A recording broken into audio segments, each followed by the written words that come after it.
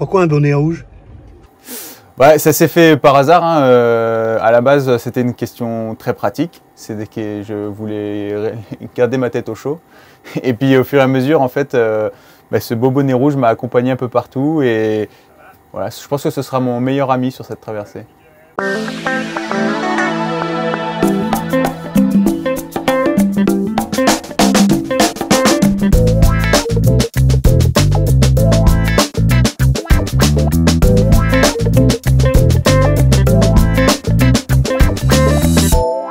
Bonjour le Géoptimiste, et bonjour à tous les voyageurs curieux, généreux et respectueux.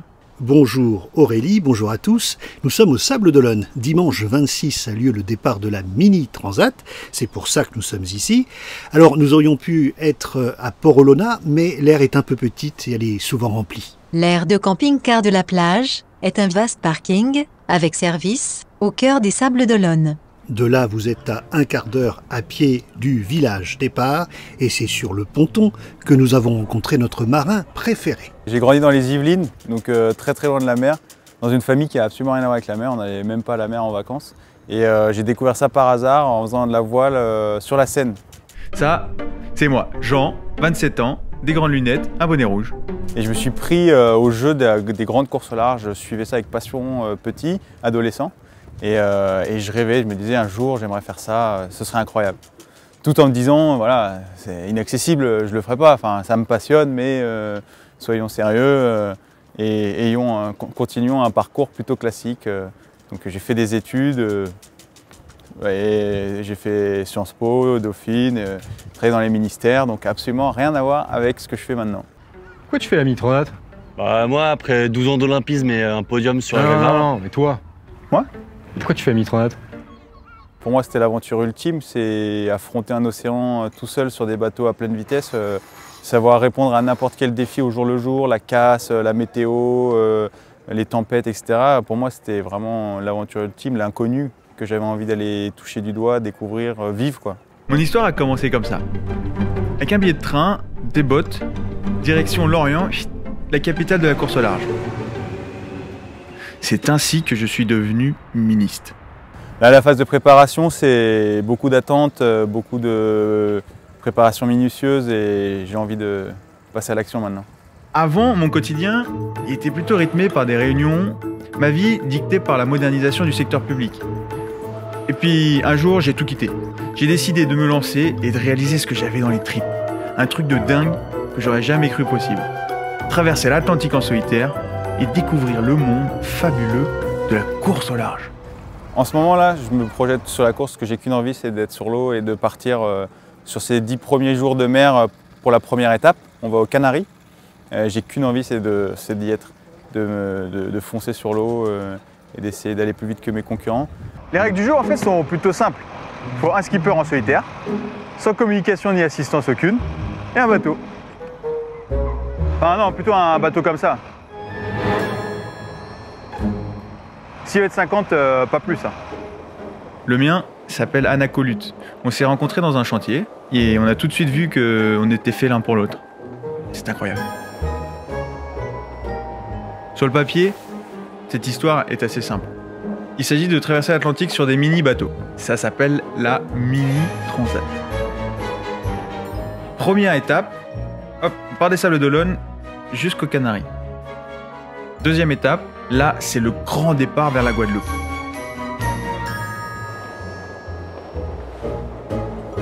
La subtilité, c'est que c'est une course. Et les adversaires sont très nombreux. Des fous furieux aussi engagés que moi en plus. On les appelle les ministes. Ouais, on était Jenna Carey, c'était un peu chaud, on était un peu loffé. On a dû remater un peu le bout dehors et matosser un peu plus à l'arrière pour rééquilibrer un peu le bateau parce qu'il avait tendance à partir au tas. Ouais, j'ai jamais fait plus de 5 jours en mer pendant ces 2 ans de préparation. Donc ça va être la grande découverte. Je ne sais pas du tout comment je vais réagir à 15 jours de mer en solitude parce qu'il faut le rappeler qu'on a 0 moyen de communication sur nos bateaux. Pas de téléphone, pas d'ordinateur, pas de connexion satellite, donc on se parlera qu'à soi-même. Donc comment je vais vivre ça, comment je vais garder le rythme aussi de la course pendant 15 jours, parce qu'il va falloir se motiver tout seul à pas lever le pied, à pas dormir, à toujours être sur les réglages. Et ça va être une inconnue, encore une fois. Et c'est pour ça que j'ai hâte d'y être et d'aller voir ce que c'est c'est de traverser l'Atlantique.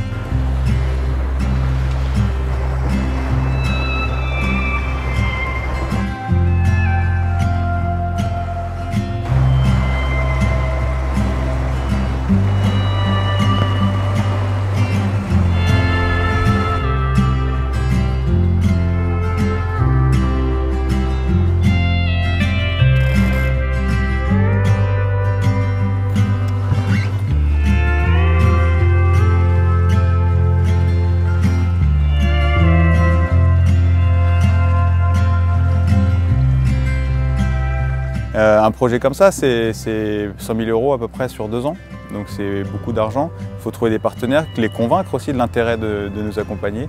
Et c'est aussi un travail moi, qui m'a passionné parce que on est obligé d'analyser, de construire des business models, etc. pour répondre à des attentes. Et c'est aussi intéressant comme partie. Je fais suite à mon mail pour échanger avec vous sur mon business plan. Allô, monsieur Dupont? Bien. Mais la première chose qui me motive, c'est d'aller à la rencontre de cet inconnu. Parce que traverser de l'Atlantique en solitaire sur des bateaux de 6,50 m, je ne sais absolument pas à quoi m'attendre. Et c'est cet inconnu-là que j'ai envie de découvrir et que j'ai envie d'affronter. Avant tout, ça c'est ma première motivation. Après, l'esprit compétition, c'est sûr que ça donne une couche supplémentaire qui m'intéresse beaucoup, qui me motive. Mais ça vient après, ça c'est le petite cerise sur le gâteau.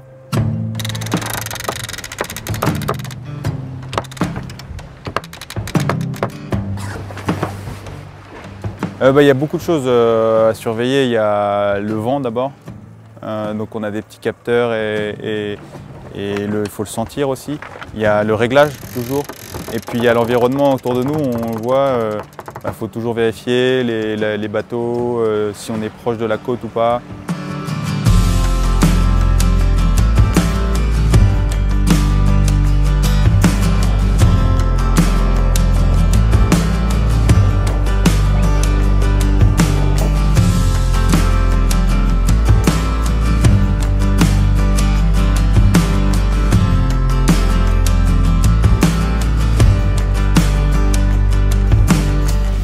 J'ai une vraie sensation dans les tripes qui m'a dit mais oui, c'est ça, fonce, t'as pris la bonne décision d'aller découvrir l'univers de la course au large.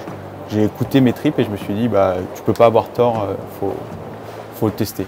Peut-être que j'y arriverai pas, mais faut y aller. En fait, pour moi, je l'ai pas senti comme quelque chose de brutal parce que y avait cette sensation qui me confortait, qui me disait mais oui, c'est naturel, fais-le, tu en as envie et besoin.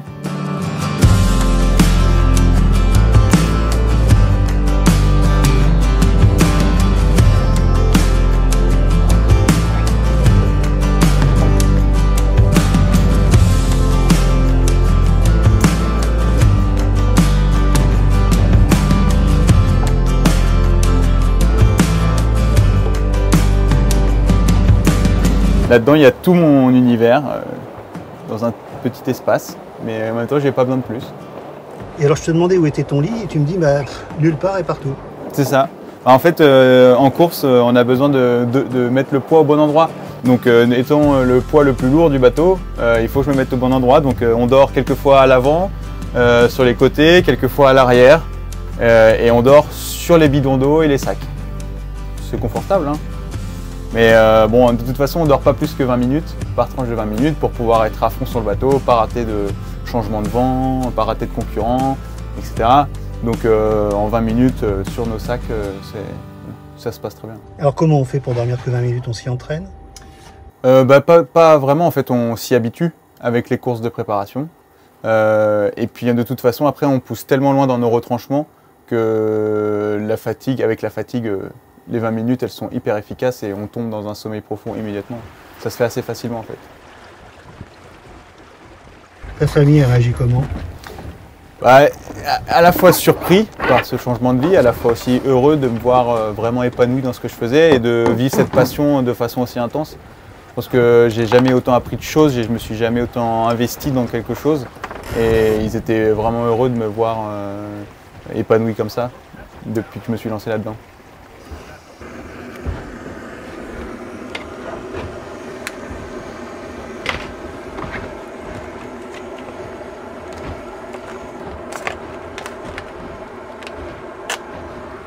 À être prêt là.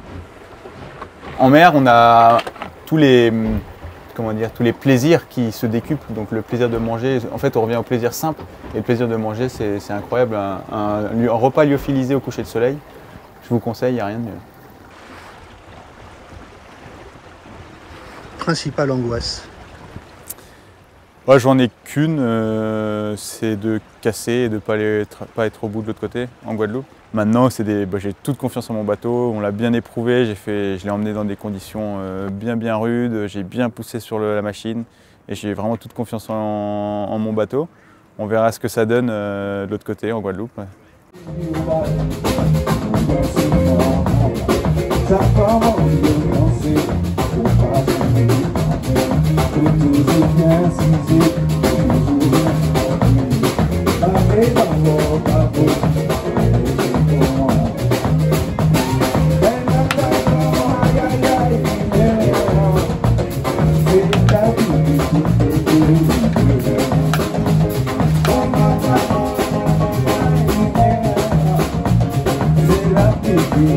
Thank you.